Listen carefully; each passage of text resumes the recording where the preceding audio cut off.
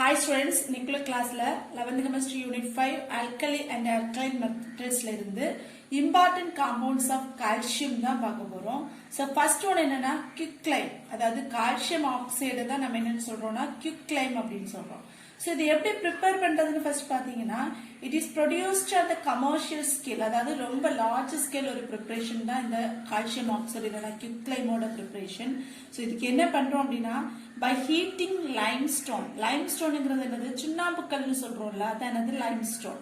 இதோட ஃபார்முலா என்னன்னு பாத்தீங்கன்னா CaCO3 கால்சியம் கார்பனேட் தான் நம்ம என்னன்னு சொல்றோம் limestone எடுக்கிறோம். சோ இந்த limestone எடுத்து லைம் கில்ன் என்னது இந்த சுண்ணாம்பு சூளை அப்படின்னு சொல்றோம், ஒரு பெரிய கலன் மாதிரி இருக்கும் சுண்ணாம்பு கலன், அதான் நம்ம என்ன சொல்றோம் லைம் கில்ன் அப்படின்னு சொல்றோம். சோ முன்னாடி எல்லாம் அது என்ன சொல்லுவாங்கன்னா அந்த முன்னாடி காலத்துல எல்லாம் அந்த சூளை மாதிரி சுண்ணாம்பு கால்வாய் அப்படின்னு எல்லாம் சொல்லுவாங்க, அதுலதான் அந்த சுண்ணாம்பு ப்ரிப்பேர் பண்ணி எடுக்கக்கூடியது. சோ இங்க நம்ம இப்போ நவடேஸ் என்ன பண்ணுவோம்னா ஒரு வெசல் மாதிரி ஒன்று யூஸ் பண்றாங்க, அதான் நம்ம என்ன சொல்றோம் லைம் கில்ன் சூளை அப்படின்னு கூட சொல்லிக்கலாம். சோ அதுல லைம்ஸ்டோன் எடுத்து எவ்வளவு 1700 to 1270 கெல்வினுக்கு இந்த லைம்ஸ்டோன் எடுத்து நம்ம ஹீட் பண்ணோம்னா தான் நமக்கு அதுல இருந்து quicklime கிடைக்குது. இப்போ ஈக்குவேஷன் எப்படின்னு பார்க்கலாம். ஃபர்ஸ்ட் லைம்ஸ்டோன் எடுக்கிறோம் CaCO3. இது என்ன ரியாக்ஷன்னா ஒரு ரிவர்சிபிள் ரியாக்ஷன்.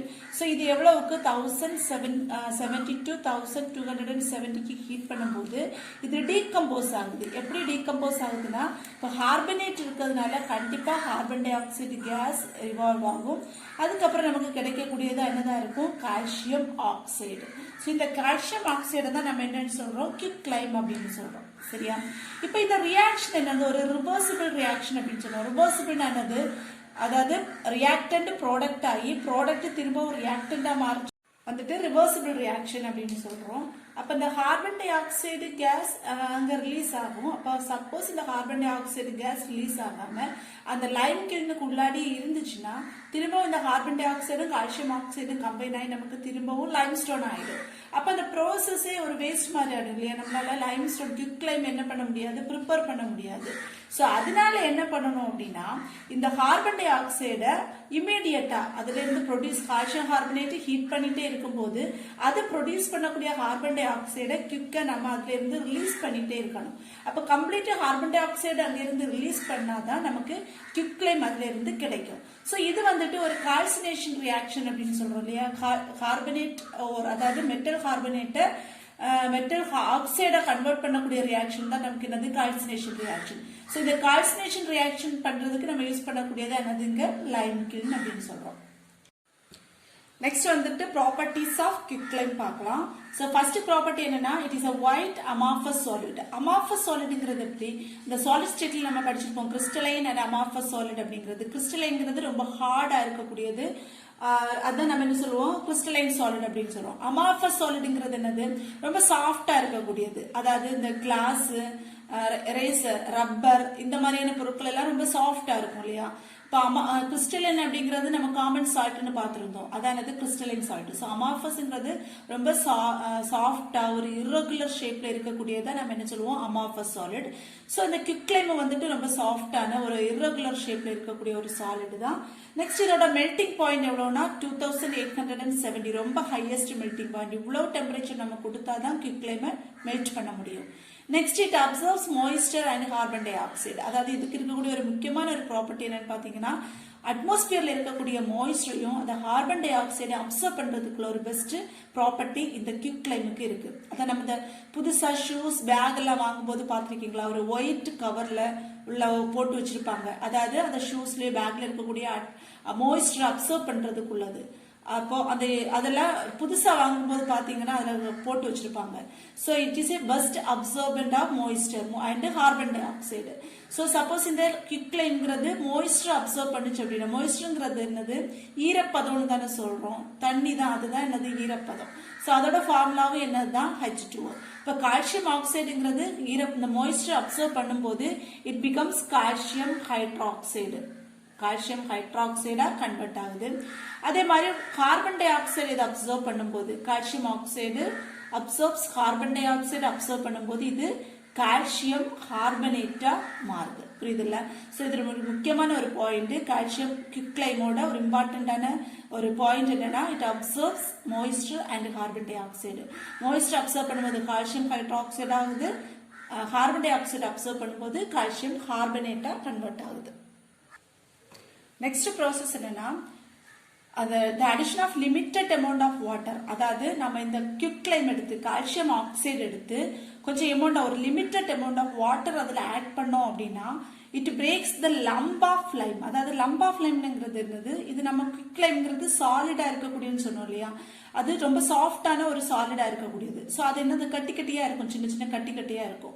ஸோ இந்த கட்டை எல்லாம் என்ன ஆகும் அப்படின்னா அந்த லைம், அதாவது குவிக்லைம் எடுத்து வாட்டர் ஆட் பண்ணதும் நம்ம டிசால்வ் பண்ணோம் அப்படின்னா அது பிரேக் ஆகும், அது கரைஞ்சிடும். அந்த லம்ப் ஆஃப் லைம் எல்லாம் என்ன ஆயிடும், கரைஞ்சிடும். கரைஞ்சு கிடைக்கக்கூடிய அந்த கரைக்கக்கூடிய அந்த ப்ராசஸ் நம்ம என்ன சொல்றோம் அப்படின்னா ஸ்லாக்கிங் ஆஃப் லைம். அதுல இருந்து கிடைக்கக்கூடிய ப்ராடக்ட், அதாவது அந்த கால்சியம் ஆக்சைடுங்கிறது வாட்டர் கூட சேரும் போது நமக்கு என்னவா கிடைக்கும் அப்படின்னா கால்சியம் ஆக்சைடா கிடைக்கும். அந்த ப்ராடக்ட் நம்ம என்ன சொல்றோம் அப்படின்னா ஸ்லாக்ட் லைம் அப்படின்னு சொல்றோம். ஸோ ரியாக்ஷன் பார்த்தோம் அப்படின்னா கால்சியம் ஆக்சைடை தான் லைம் குவிக்லைம் எடுத்து வாட்டர் கூட லிமிட்டட் அமௌண்ட் ஆஃப் வாட்டர் கூட ஆட் பண்றோம். ஆட் பண்ணும்போது நமக்கு இது என்னதான் கிடைக்குது, கால்சியம் ஹைட்ராக்சைடா கிடைக்குது.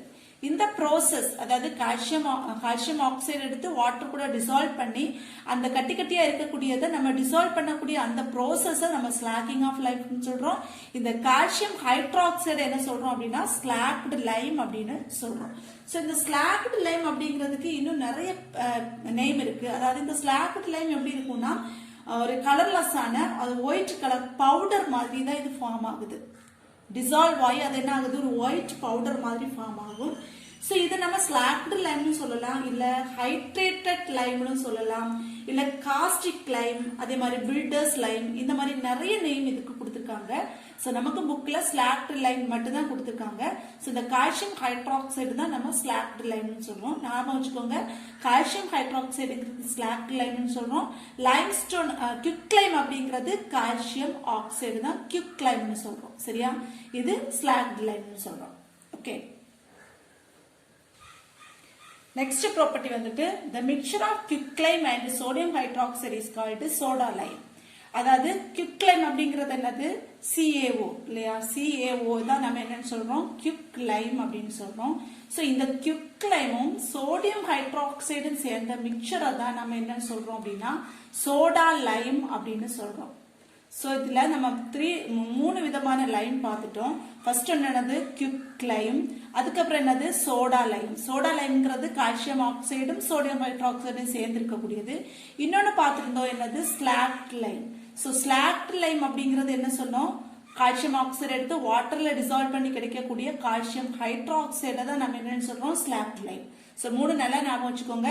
ஸ்லாக்டு லைம்னா ஞாபகம் வச்சுக்கோங்க, ஸ்லாக் பண்றது லைம் எடுத்து குவிக்லைம் எடுத்து ஸ்லாக் பண்றோம் வாட்டர் ஆட் பண்ணி. அதனால கால்சியம் ஹைட்ராக்சைடை வந்துட்டு நம்ம என்னன்னு சொல்றோம் ஸ்லாக்டு லைம்னு சொல்றோம். இங்க குவிக்லைம் அப்படிங்கிறது கால்சியம் ஆக்சைடு. அந்த கால்சியம் ஆக்சைடும் சோடியம் ஹைட்ராக்சைடும் சேர்ந்த அந்த மிக்சரை தான் நம்ம என்ன சொல்றோம் அப்படின்னா சோடா லைம் அப்படின்னு சொல்றோம். The last property of quicklime என்னன்னு பாத்தீங்கன்னா it combines with the acidic oxides such as silicon dioxide and phosphorus pentoxide. அதாவது இந்த குவிக்லைம்ங்கிறது அசிட்டிக் ஆக்சைட்ஸ் கூட கம்பைன் ஆகும். என்னெல்லாம் அசிட்டிக் ஆக்சைட்ஸ் பாத்தீங்கன்னா silicon di oxide and phosphorus pentoxide. இப்போ கால்சியம் ஆக்சைடு குவிக்லைம்ங்கிறது என்ன சொல்லுவோம், கால்சியம் ஆக்சைடுன்னு சொல்றோம். ஸோ இது சிலிக்கான் டை ஆக்சைடு கூட கம்பைன் ஆகும்போது இது என்ன கிடைக்கும் அப்படின்னா கால்சியம் சிலிகேட், CaSi. இந்த O2 இருக்கு, இந்த ஆக்சிஜன் இங்க கம்பைன் ஆகும்போது என்ன ஆயிடும் O3, கால்சியம் சிலிகேட்டா கிடைக்கும். Next again quicklime react with phosphorus pentoxide P4O10 கூட கம்பைன் ஆகும்போது என்ன கிடைக்குன்னா calcium phosphate Ca3PO4 twice calcium பாஸ்பேட்டா கிடைக்கும். இப்போ இந்த ஈக்குவேஷன் பேலன்ஸ்டா தான் இருக்கு. நெக்ஸ்ட் இந்த ஈக்குவேஷன் மட்டும் பேலன்ஸ் பண்ணிக்கலாம் பாருங்க. அதாவது கால்சியம் இங்க 1 இருக்கு, இங்க 3 இருக்குல்ல. ஸோ இங்க கண்டிப்பா என்ன போட்டாகணும், ஒரு 3 போட்டாகணும். ஸோ இங்க ஒரு 3 போட்டுடலாம். இப்ப பாருங்க பாஸ்பரஸ் இங்க எவ்வளவு இருக்கு 4 இருக்கு, ஆனா இங்க 2 தான் இருக்கு. ஸோ கண்டிப்பா இங்க என்ன பண்ணி ஆகணும், ஒரு 2 போட்டாதான் 2 into 2 4 பாஸ்பரஸ் ஆயிடும். ஆனா இப்ப கால்சியம் என்ன ஆயிடுச்சுன்னா 2 into 3 6 ஆயிடுச்சு. ஸோ இந்த 3 மாத்திட்டு நம்ம என்ன போட்டுக்கலாம் 6ன்னு மாத்திக்கலாம். இப்போ கால்சியம் கரெக்டா இருக்கு, பாஸ்பரஸும் கரெக்டா இருக்கு. இப்போ ஆக்சிஜன் மட்டும் தான் இருக்கு, செக் பண்ணிக்கலாம். இங்க ஒரு 6 ஆக்சிஜன் இருக்கு, இங்க ஒரு 10 ஆக்சிஜன் இருக்கு. சோ எவ்வளவு 16 ஆக்சிஜன் இந்த பக்கத்துல இருக்கு. இங்க எவ்வளவு இருக்குன்னு பாருங்க, இங்க 4 into 2 8, 8 into 2 16. சோ ஈக்குவேஷன் என்ன ஆயிடுச்சு, பேலன்ஸ் ஆயிடுச்சு. சோ இதான் வந்துட்டு final property of quicklime. So next uses of quicklime என்னன்னு பார்க்கலாம். The last one, what are the uses of quicklime? First one என்னன்னா manufacture of cement. Cement தயாரிக்கிறதுக்கு முக்கியமா யூஸ் ஆகுது. Next mortar. Mortarனா என்னது, அந்த வீடு கட்டும்போது பிரிக்ஸ் எல்லாம் இருக்குல்ல, ஒரு பிரிக் இன்னொரு பிரிக்கு அந்த செங்கல் எல்லாம் அதெல்லாம் ஜாயின் பண்றதுக்கு யூஸ் பண்ணக்கூடிய அந்த ஒரு மெட்டீரியல் தான் என்ன சொல்லுவோம், மோட்டார் செய்வோம். ஸோ அது பண்றதுக்கு இந்த quicklime யூஸ் ஆகுது. அதே மாதிரி கிளாஸ் ப்ராடக்ட்ஸ் எல்லாம் பண்றதுக்கு யூஸ் ஆகுது. நெக்ஸ்ட் என்னன்னு பாத்தீங்கன்னா manufacture of sodium carbonate slaked lime. Slaked லைம்ங்கிறது கால்சியம் ஹைட்ராக்சைடு, வாட்டர் கூட லைமை சேர்க்கக்கூடியதுன்னு ஞாபகம் வச்சுக்கோங்க. அதான் ஸ்லாக்டு லைம் என்னது calcium hydroxide. So calcium hydroxide பண்றதுக்கு சோடியம் கார்பனேட் மேனுஃபேக்சர் பண்றதுக்கும் quicklime யூஸ் ஆகுது. Next purification of sugar. அதாவது சுகர் நம்ம இப்போ ரேஷன் கடையில கிடைக்கக்கூடிய சுகர் பாத்தீங்கன்னா கொஞ்சம் ஒரு கலர்டா இருக்கும், ஒரு மாதிரி ப்ரௌனிஷா இருக்கும்ல. இது நம்ம இந்த பேரிவேர் சுகர் எல்லாம் இருக்குல்ல, ஷாப்ல இருந்து வாங்கக்கூடியது ரொம்ப பிரைட்டா இருக்கும்.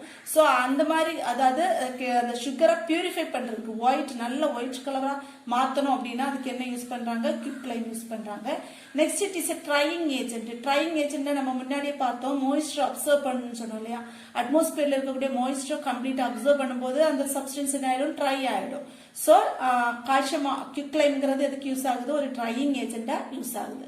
ஸோ இதான் வந்துட்டு ஒரு இம்பார்ட்டன்ட் கால்சியத்தோட ஒரு இம்பார்ட்டன்ட் காம்பவுண்ட் quicklime பத்தி பார்த்திருக்கோம். I hope you all understand this very well. Thank you.